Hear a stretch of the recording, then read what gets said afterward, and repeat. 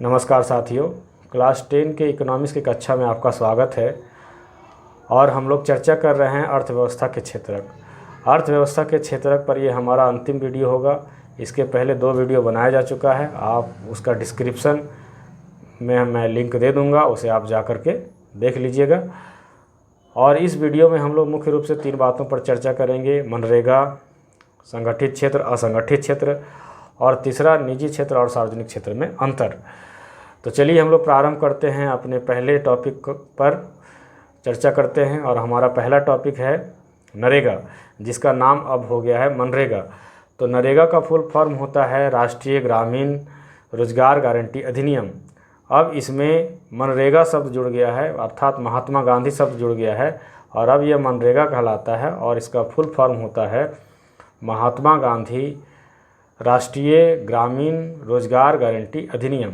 तो नरेगा 2005 ईस्वी में ये कानून पास हुआ था, और 2 फरवरी 2006 को आंध्र प्रदेश से इसका शुभारंभ हुआ। प्रारंभ में ये देश के 200 जिलों में इसकी शुरुआत की गई, और आज यह देश के संपूर्ण जिलों में लागू है।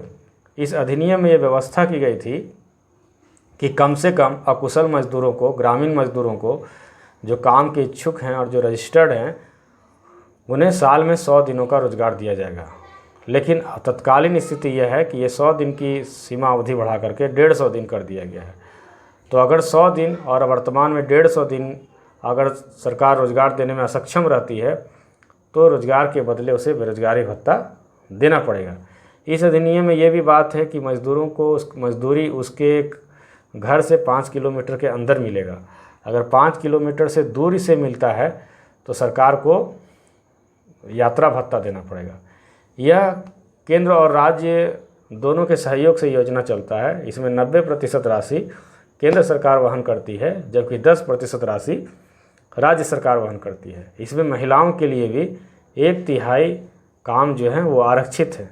इसमें काम क्या लिए जाते हैं? तो इसमें काम ग्रामीण विकास के काम, जैसे सूखा नियंत्रण, बाढ़ नियंत्रण, छोटे मोटे ग्रामीण सड़क बनाना, पोखर तालाब बनाना, ये सारे काम लिए जाते हैं, छोटे छोटे बांध बनाना। तो और इसमें मशीनों का प्रयोग जो है वो वर्जित है। तो ये योजना जो कि 100 दिनों के रोजगार गारंटी योजना से शुरू हुआ था, अब ये 150 दिनों तक पहुंच चुका है। और प्रारंभ में इसकी जो मजदूरी दर थी वो 182 रुपये थी, अब ये बढ़कर 202 रुपये हो गई है। और 2 अक्टूबर 2009, 2 अक्टूबर जानते हैं किस लिए प्रसिद्ध है? गांधी जी के जन्मदिन के जयंती के कारण। तो 2 अक्टूबर 2009 को इसका नाम महात्मा गांधी राष्ट्रीय ग्रामीण रोजगार गारंटी अधिनियम कर दिया गया।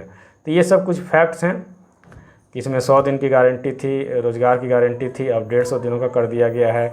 ये 200 जिलों में शुरू की गई थी, अब सभी जिलों में इसको लागू किया गया है। इसमें 1/3 काम महिलाओं के लिए आरक्षित है। 5 किलोमीटर के अंदर रोजगार देना जरूरी है, नहीं तो फिर यात्रा भत्ता देना होगा।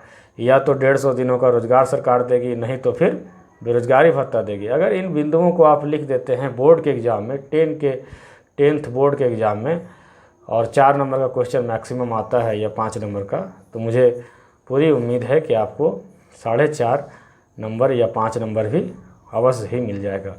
तो हम लोगों ने नरेगा के बात समाप्त की। वैसे तो इस अधिनियम में बहुत सारी बातें हैं, लेकिन 10th क्लास के लिए इतना ही सफिशियंट है। अब हम लोग चर्चा करेंगे संगठित क्षेत्र और असंगठित क्षेत्र, और दोनों में क्या अंतर है, इसकी चर्चा हम लोग करेंगे। चलिए हम लोग प्रारंभ करते हैं अपने दूसरे प्रश्न, संगठित क्षेत्र और असंगठित क्षेत्र में अंतर। तो सबसे पहले ये जानना होगा कि संगठित क्षेत्र क्या है और असंगठित क्षेत्र क्या है।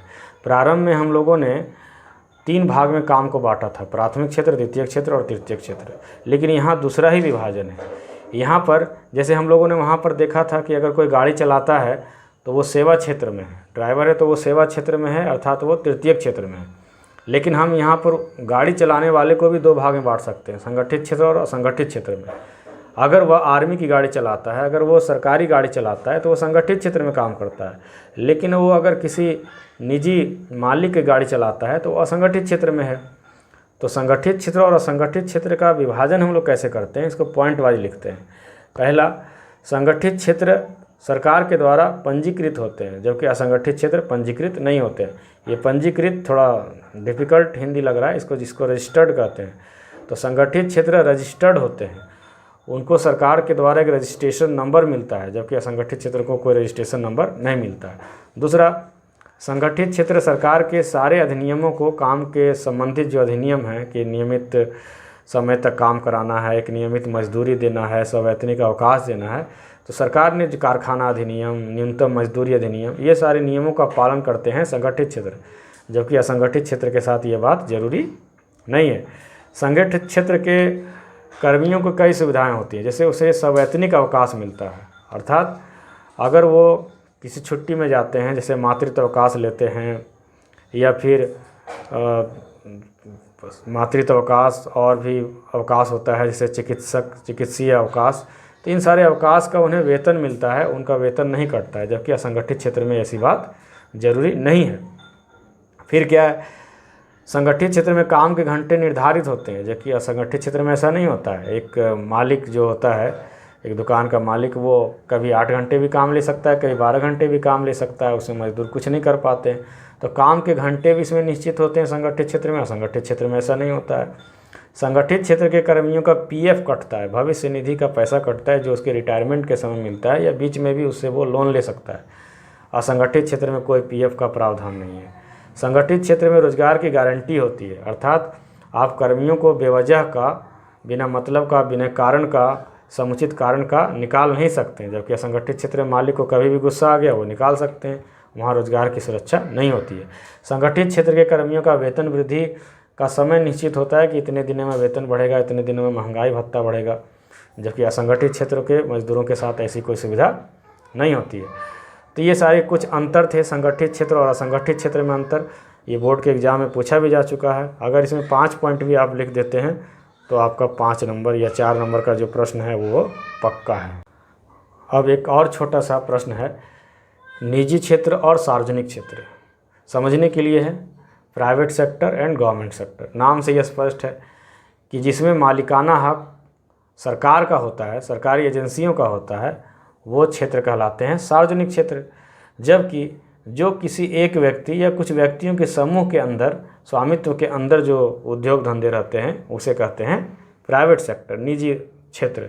तो निजी क्षेत्र और सार्वजनिक क्षेत्र में यही अंतर है मुख्य रूप से, कि इसका मालिकाना हक सरकार के अंदर रहता है, वो सार्वजनिक क्षेत्र जिसका मालिकाना हक किसी व्यक्ति या व्यक्तियों के समूह के हाथ में रहता है, वो कहलाते हैं निजी क्षेत्र।